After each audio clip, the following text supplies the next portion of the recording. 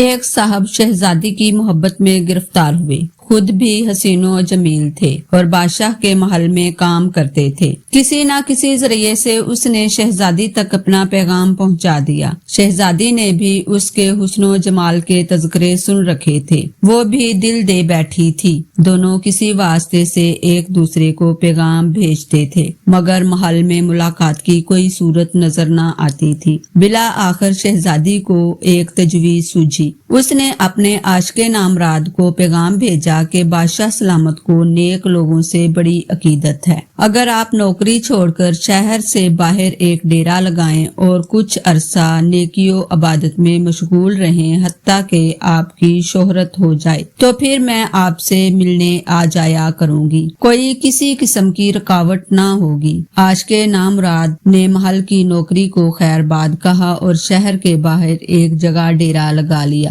وضع قطع سنت کے مطابق اختیار کر لی، دن رات ذکر و فکر میں مشغول ہو گیا۔ کچھ عرصہ بعد لوگوں میں اس کی نیکی کا خوب چرچا ہوا۔ شہزادی موقع کی تلاش میں تھی۔ اس نے بادشاہ سے اجازت لی اور دعائیں لینے کے بہانے اس عاشق نامراد سے ملنے آئی۔ ڈیرے پر پہنچ کر اس نے سب لوگوں کو باہر کھڑا کر دیا اور خود اکیلی اندر آ گئی۔ عاشق نامراد نے اسے دیکھا تو کہا، بی بی باہر چلی جاؤ، آپ بغیر اجازت کیسے یہاں آ گئی؟ شہزادی نے یاد دلایا کہ میں وہی ہوں جس کے حسن و جمال پر آپ فریفتہ تھے، تنہائیوں میں بیٹھ کر آہیں بھرتے تھے، ملاقات کی خاطر تڑپتے تھے۔ آج میں آپ سے ملنے آئی ہوں، تنہائی کو موقع غنیمت سمجھو۔ اس نے منہ پھیر کر کہا، بی بی وہ وقت چلا گیا، میں نے تمہاری ملاقات کے لیے نیکی کی روش کو اختیار کیا تھا، مگر اب میرا دل شہنشاہ حقیقی کی محبت میں لبریز ہو چکا ہے، اب تمہاری طرف دیکھنا بھی مجھے گوارا نہیں۔